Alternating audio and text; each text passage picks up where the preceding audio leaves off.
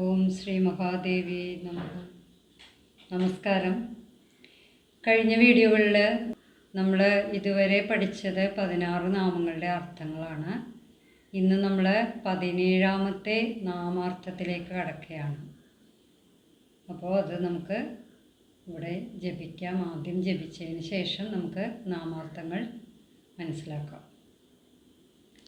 ഓം ഗുരുഭ്യോ നമഃ. ഓം ഗംഗണപതയേ നമഃ. ഓം ശ്രീ പരാശക്തിയേ നമഃ.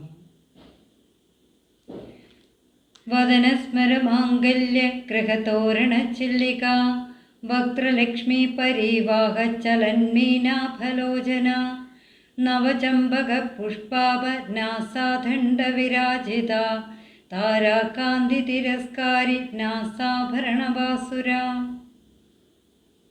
ആദ്യത്തെ നാമം വദനസ്മരമാംഗല്യ ഗൃഹതോരണ ചില്ലിക.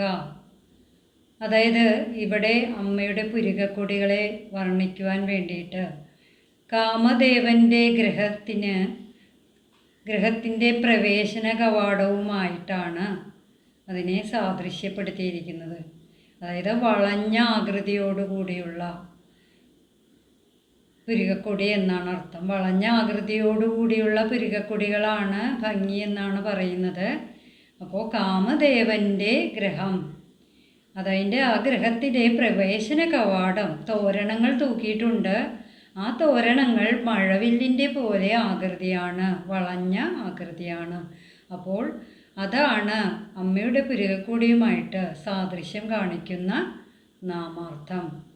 ഇനി നമുക്ക് അടുത്ത നാമം എന്താണെന്ന് നോക്കാം. വക്ത്രലക്ഷ്മി പരിവാഹ ചലന്മീ നാഭലോചന. അമ്മയുടെ മുഖകാന്തിയുടെ പ്രവാഹത്തിൽ ചലിക്കുന്ന മീൻ പോലെയാണ് അമ്മയുടെ കണ്ണുകൾ എന്ന് ഈ നാമത്തിൽ അർത്ഥമായിട്ട് പറയുന്നു.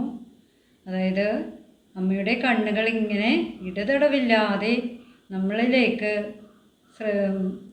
അതായത് ഭക്തന്മാരെ ശ്രദ്ധിക്കുന്ന അമ്മയുടെ കണ്ണുകളാണ് ഇടതടവില്ലാതെ ഇങ്ങനെ ചലിച്ചുകൊണ്ടിരിക്കുന്നത്.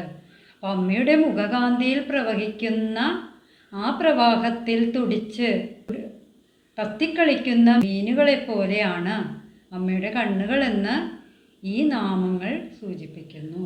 അപ്പം എത്ര മനോഹരമായിട്ടാണ് നമ്മൾ ഓരോ നാമങ്ങളിലും ഓരോ ഭാഗങ്ങൾ അമ്മയുടെ വർണ്ണിക്കുന്നതെന്നൊക്കെ നമുക്ക് ഇതിൽ നിന്നൊക്കെ മനസ്സിലാക്കാൻ കഴിയും. ഇനി അടുത്ത നാമം എന്താണെന്ന് നോക്കാം. നവചമ്പക പുഷ്പാഭ നാസാദണ്ഡ വിരാജിത. നവചമ്പകം എന്ന് വെച്ചാൽ നമ്മൾ പുതുതായിട്ട് വിടരുന്ന ചെമ്പകപ്പൂ കണ്ടിട്ടുണ്ടോ? അതിൻ്റെ ആകൃതി വളരെ നേർത്തതും ഭംഗിയുള്ളതുമാണ്. അപ്പോൾ അമ്മയുടെ മൂക്ക്, അതായത് നാസിക എന്ന് പറയും, നാസികയെ സൂചിപ്പിക്കുന്നത് ഇത്രയും മനോഹരമായ ആകൃതിയുള്ള നാസികയാണ് അമ്മയ്ക്കുള്ളത് എന്നതാണ് ആ വരികളിലും അർത്ഥമാക്കുന്നത്. ഇനി അടുത്ത നാമം എന്താണെന്ന് നോക്കാം. താരാകാന്തി തിരസ്കാരി നാസാഭരണ വാസുര.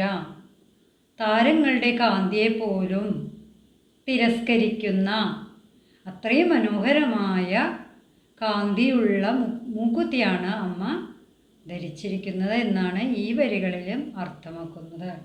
അപ്പം എത്ര മനോഹരമായിട്ടാണ് ഓരോ ഭാഗങ്ങളും ഇതിൽ വിവരിക്കുന്നത്. അതായത് ഓരോന്നിനും ഓരോന്നുമായിട്ട് സാമ്യപ്പെടുത്തുന്നു. എങ്കിൽ തന്നെയും ആ സാമ്യപ്പെടുത്തുന്നവയൊന്നും അമ്മയുടെ ഭംഗിയോളം മനോഹരമായിരിക്കില്ല. അതായത് അമ്മയുടെ ഭംഗി എന്ന് പറഞ്ഞാൽ ഏത് തരം കാര്യങ്ങളെ സാദൃശ്യപ്പെടുത്തിയാലും അതിലും ഏറെയാണ് അമ്മയുടെ സൗന്ദര്യമെന്ന് ഈ നാമങ്ങളിലൊക്കെ നമുക്ക് കാണുവാൻ കഴിയും. അപ്പോൾ ഇന്ന് നമ്മൾ 17 മുതൽ 20 വരെയുള്ള നാമങ്ങളുടെ അർത്ഥങ്ങൾ ഇവിടെ വിവരിച്ചു.